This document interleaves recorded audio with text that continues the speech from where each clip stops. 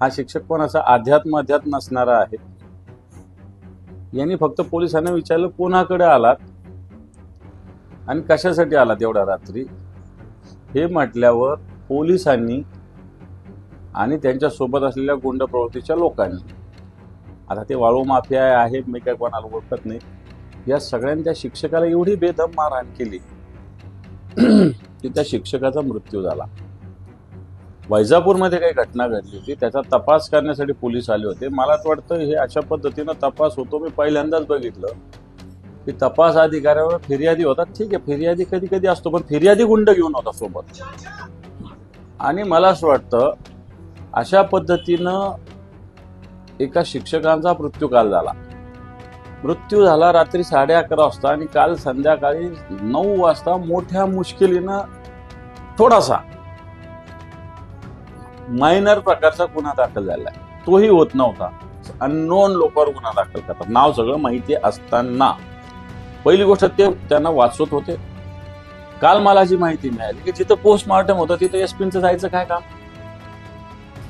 एसपीचं काय काम? एसपी का कोणाला वाचवतात हा माझा प्रश्न. एसपी नवीन आले, मोठा हा संभाजीनगर जिल्हा आहे, रजाकाराला घरी पाठवणार आहे. त्यामुळे जी घटना वेरूळला झालेली आहे ती अतिशय दुर्दैवी भयावह घटना आहे. पोलिसी अत्याचार कसा असतो हे दाखवणारा हा प्रकार आहे. मी स्वतः काल या प्रकरणात जवळपास 5 तास होतो. पोलीस स्टेशनला गेलो, रस्त्यावर बसलो, नातेवाईकांशी भेटलो. एक शिक्षक जो मुख्याध्यापक आहे आणि चांगला शिक्षक आहे, गावाला घडवणारा, विद्यार्थ्यांना घडवणारा शिक्षक आहे, हा ज्या भागात राहतो त्या भागात रात्री काही गाड्या आल्या, त्याच्यात पोलीस होते, काही गुंड प्रवृत्तीचे लोक होते.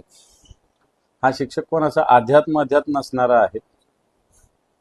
यांनी फक्त पोलिसांना विचारलं कोणाकडे आलात आणि कशासाठी आलात एवढ्या रात्री, हे म्हटल्यावर पोलिसांनी आणि त्यांच्या सोबत असलेल्या गुंड प्रवृत्तीच्या लोकांनी, आता ते वाळू माफिया आहे मी काय कोणाला ओळखत नाही, या सगळ्यांनी त्या शिक्षकाला एवढी बेदम मारहाण केली की त्या शिक्षकाचा मृत्यू झाला.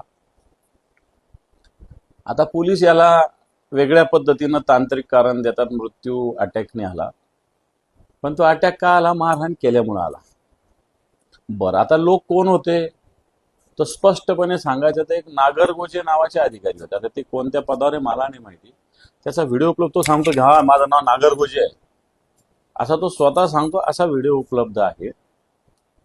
वैजापूरमध्ये काही घटना घडली होती, त्याचा तपास करण्यासाठी पोलीस आले होते. मला वाटतं हे अशा पद्धतीनं तपास होतो मी पहिल्यांदाच बघितलं की तपास अधिकाऱ्यावर फिर्यादी होता. ठीक आहे, फिर्यादी कधी कधी असतो, पण फिर्यादी गुंड घेऊन होता सोबत.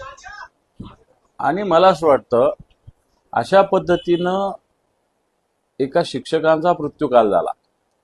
मृत्यू झाला रात्री 11:30 वाजता आणि काल संध्याकाळी 9 वाजता मोठ्या मुश्किलीनं थोडासा मायनर प्रकारचा गुन्हा दाखल झालाय. तोही होत नव्हता. जर मी तिथं बसलो नसतो, मी मान्य डीजी साहेबांना बोललो, मान्य मुख्यमंत्र्यांनी फोन लावला, त्यांच्याशी मी आज बोलेल पुन्हा एकदा, एसपी साहेबांना बोललो, आयजी साहेबांना बोललो, मग मोठ्या मुश्किलीनं गुन्हा दाखल झाला. परंतु अजूनही हा गुन्हा पूर्णपणे परफेक्ट दाखल झाले नाही. पोलीस याच्यातले जे कोणी दुसरे पोलीस असेल यांना वाचवण्याचा पूर्ण प्रयत्न करतात. नागरगोजे नावाचे वैजापूरचे अधिकारी. बरं, आता हे नागरगोजे तिकडे आलेले रेकॉर्डवर आहे वेरूळला, कारण मी वैजापूर ज्यांचे प्रमुख आहे, हेड आहेत, असे जे पी आहेत त्यांच्याशी पण मी संपर्क साधला. त्यांनी मला या सगळ्या गोष्टी सांगितल्या की नागरगोजे अशा अशा तपासाला गेले होते, त्याच्याबरोबर हे अंमलदार होते. रेकॉर्डवर आहे, म्हणजे नागरगोजे तिथे आले, क्लिअर आहे. नागरगोजे बरोबर फिर्यादी कोण होता तिकडच्या केस मधला तो आहे, क्लिअर आहे. त्याच्याबरोबर किती लोक आहे हे क्लिअर आहे. असं असताना हे पोलीस अननोन लोकांवर गुन्हा दाखल करतात, नाव सगळं माहिती असताना. पहिली गोष्ट ते त्यांना वाचवत होते. काल मला जी माहिती मिळाली की जिथं पोस्टमॉर्टम होतं तिथं एसपीचं जायचं काय काम? एसपीचं काय काम? एसपी का कोणाला वाचवतात हा माझा प्रश्न. एसपी नवीन आले, मोठा हा संभाजीनगर जिल्हा आहे, रजाकाराला घरी पाठवणार आहे. त्यामुळे एसपी विसपी काही इथं मोजायची काही फार गरज नाही आम्हाला. ठीक आहे, एसपी एक यंत्रणा आहे, पण अशा पद्धतीनं पोलीस गुन्हेगार, पोलिसी गुन्हेगार, अशा पद्धतीने पोलिसी गुंड, याचं एक उदाहरण इथं दिसलेलं आहे. आणि गुंडांसाठी कशा पद्धतीनं पोलीस काम करतात याचंही उदाहरण दिसलेलं आहे आणि एका सामान्य शिक्षकाचा बळी कसा घेतला जातो याचंही उदाहरण दिसलेलं आहे. मग तर निश्चित या विषयात माननीय मुख्यमंत्री महोदय असतील, माननीय डीजी साहेब असतील, या सगळ्याची IG असतील, यांच्याशी सगळ्यांना मी नक्की भेटेल आणि या दुर्दैवी कुटुंबाला न्याय मिळवून देण्याचा प्रयत्न